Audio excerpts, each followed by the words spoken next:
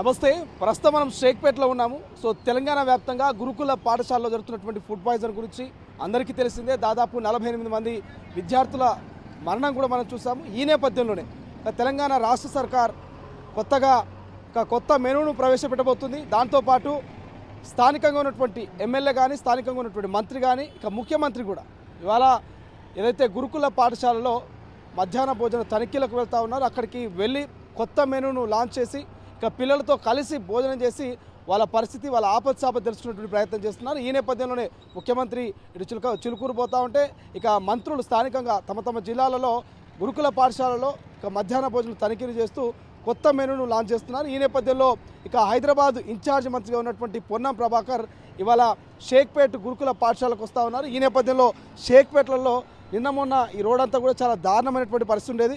ఒక్కసారిగా మంత్రి రాకతోటి ఇక జిహెచ్ఎంసీ అధికారులు అలర్ట్ అయినట్టు తెలుస్తోంది.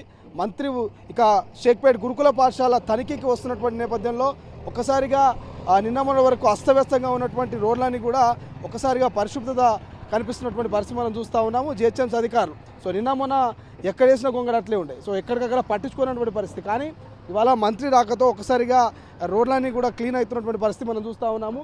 సో మొత్తం జిహెచ్ఎంసీకి సంబంధించినటువంటి సిబ్బంది అంతా కూడా ఈ దారి రోడ్డు పొడవునా మొత్తం క్లీన్ చేస్తున్నారు. దానికి సంబంధించినటువంటి విజువల్స్ మనము స్క్రీన్ మీద చూస్తున్నాం, ఒకసారి చూసుకోవచ్చు. 2 జేసీబీలు కూడా నడుస్తున్నటువంటి పరిస్థితి. ఎక్కడికక్కడ రోడ్లన్నీ క్లీన్ చేస్తున్నారు.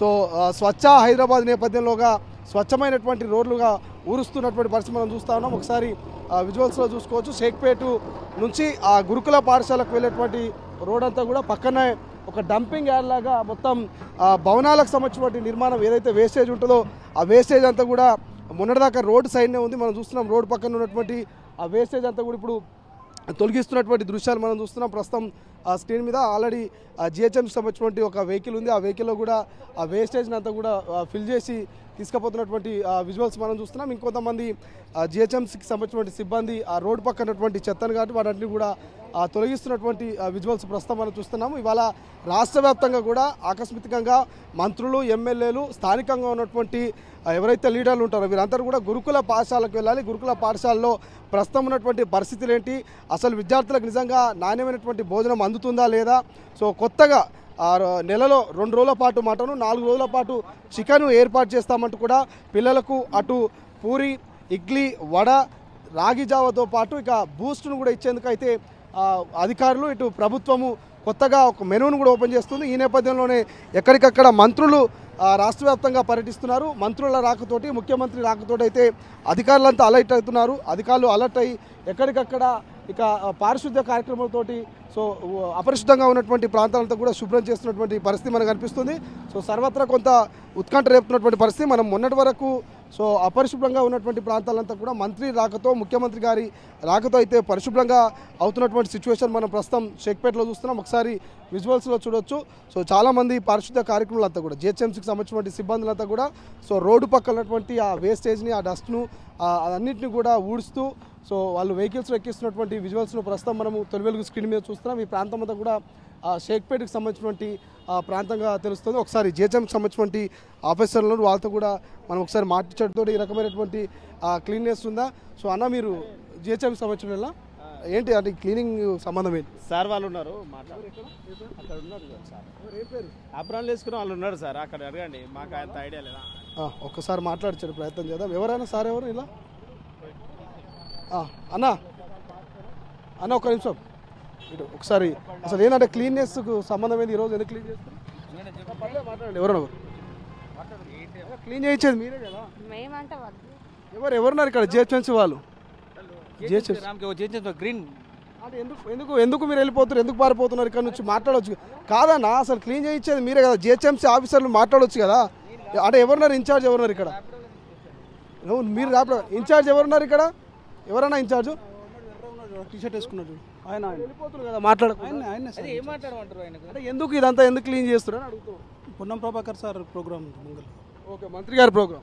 నిన్న మొన్న రోజు క్లీన్ చేయకుండా రోజు క్లీన్ చేస్తాం. ఈరోజు ఇంకా స్పెషల్ ఏముంది? జేసీబీ తీసుకొచ్చి ఇవంతా క్లీన్ చేస్తారు.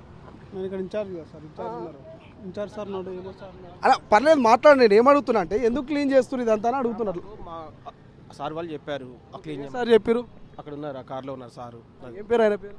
వెళ్ళండి మాట్లాడు. ఏం చెప్పారు చెప్పండి. ఇది మొత్తం క్లీన్ చేయమని చెప్పారనమాట. అంటే ఎందుకు ఈరోజు స్పెషల్ ఉందా? ఏం మరన్నా తెలియదు, మాకు చెప్పారు, మేము చేస్తున్నాం. స్పెషల్ ఏం లేదు కానీ మీకు చెప్పారు. ఎవరు ఏం పేరు ఆయన పేరు? మీ సార్ పేరు ఏ కార్లో ఉన్నాడు?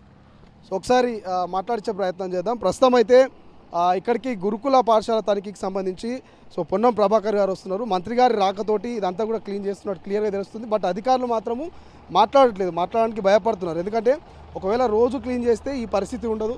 సో స్పెషల్గా నిర్వహించాల్సినటువంటి పరిస్థితి ఉండదు. ఒకసారి ఇందులో ఆఫీసర్లు ఉన్నట్టున్నారు, వాళ్ళతో మాట్లాడించే ప్రయత్నం చేద్దాం. ఇటు మాట్లాడదాం.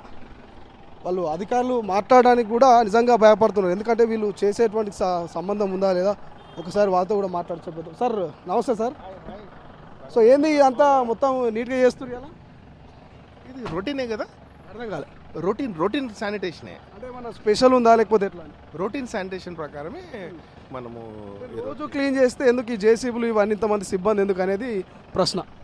అంటే బేసికలీ ఇది intersection of Manikonda municipality and GHMC. So మనకు ఇంత పెద్ద హైదరాబాద్లో ఒకేసారి చేయలేం కాబట్టి ఎప్పుడైతే మనకు గౌరవ కమిషనర్ గారు కొత్తగా వచ్చారో మాకు స్పెసిఫిక్ ఇన్స్ట్రక్షన్స్ ఇచ్చారు.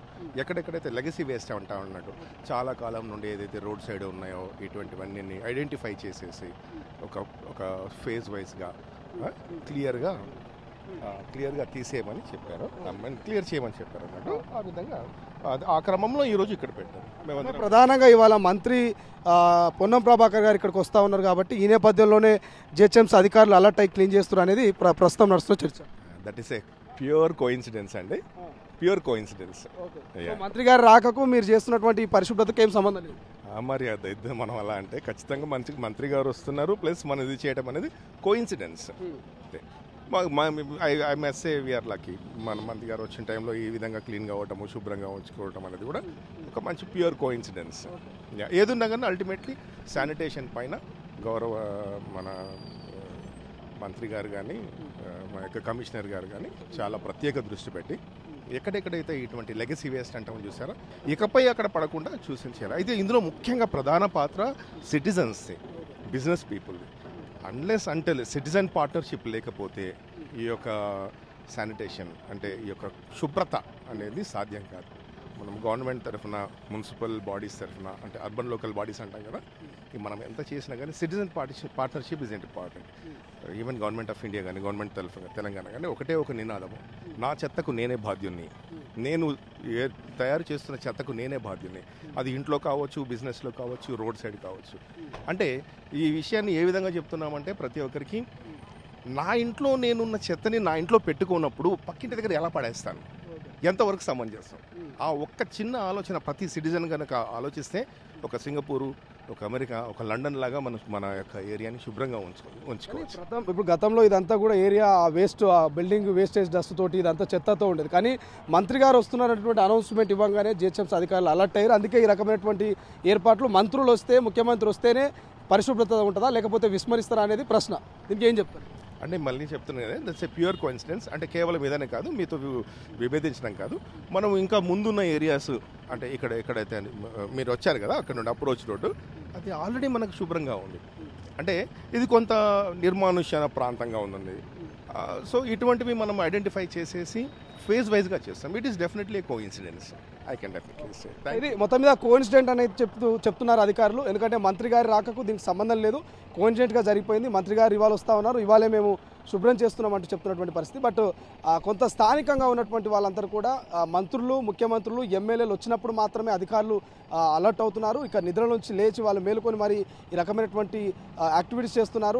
ఒకే రోజు ఈ రకంగా జేసీబీలు పెట్టి ఇంతమంది సిబ్బందితో ఈ రకంగా పరిశుభ్ర కార్యక్రమాలు చేస్తూ ఉన్నారంటే ఖచ్చితంగా మంత్రుల రాకను, ముఖ్యమంత్రి రాకకు సంబంధించి కావచ్చు, ఇటు ఎమ్మెల్యేలు ఎవరైనా అధికారులు, అటు ప్రజాప్రతినిధులు వచ్చినప్పుడు మాత్రమే ఈ రకంగా క్లీన్నెస్ చేస్తున్నటువంటి వ్యతిరేకత అయితే కొంత స్థానికుల నుంచి వస్తుంది. బట్ అయినప్పటికీ జిహెచ్ఎంసీ అధికారులు మాత్రము ఇది ఒక రకమైనటువంటి కోఇన్సిడెంట్, మేము ఒక ఫేజ్ వైజ్గా రోజు ఒక ప్రాంతంలో నీట్నెస్ చేస్తూ వస్తున్నాము. సో కొంత నిర్మానుష్యమైనటువంటి ప్రాంతం, ఇక్కడ చాలా వరకు చెత్త వేస్తూ ఉంటారు, ఇక్కడ వేస్టేజ్ కూడా వేస్తూ ఉంటారు. కాబట్టి కోఇన్సిడెంట్గా ఈరోజు ఇక్కడికి మంత్రి వస్తున్నారు. అదే తరుణంలో మేము కూడా ఇక్కడ మా విధి నిర్వహణలో భాగంగా ఈరోజు ఇక్కడ మొత్తం కూడా క్లీన్ చేస్తున్నట్టు చెప్తున్నటువంటి పరిస్థితి. సో చూద్దాం, నిజంగానే కోఇన్సిడెంట్ అయితే పర్లేదు, కానీ మంత్రులు ఇక ఎమ్మెల్యేలు వస్తున్నప్పుడు మాత్రమే ఇక్కడ అధికారులు అప్రమత్తమై ఒకవేళ ఈ రకంగా నిర్వహిస్తే మాత్రం అది నిజంగా చాలా దారుణమైనటువంటి పరిస్థితి. సో ఇప్పటికైనా కొంత అధికారులు మేలుకోవాలి, ఎప్పటికప్పుడు ఆ వేస్టేజ్ని చెత్తను క్లీన్ చేస్తూ ఉండాలి. సో ఎందుకంటే స్వచ్ఛ హైదరాబాద్ అనేటువంటి నినాదంతో రాష్ట్ర ప్రభుత్వం పోతుంది.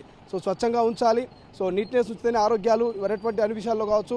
ఇటు ఇప్పటికే వరుసగా దవాఖానా పాలవుతున్నటువంటి పరిస్థితి, ఎందుకంటే ఇటు సీజనల్ వ్యాధులు కావచ్చు, ఇతర వ్యాధులతో జాయిన్ అవుతూ ఉన్నారు. కాబట్టి ఈ రకంగా పరిశుభ్రంగా ఉంచుకుంటే మాత్రం స్వచ్ఛ హైదరాబాద్ సాధ్యమవుతుంది. లేని పక్షాన స్వచ్ఛ హైదరాబాదు పూర్తయ్యేటువంటి అవకాశం కనిపించదు. కెమెరా పర్సన్ అజయ్తో శ్రీశైలం, తొలి వెలుగు, షేక్పేట్.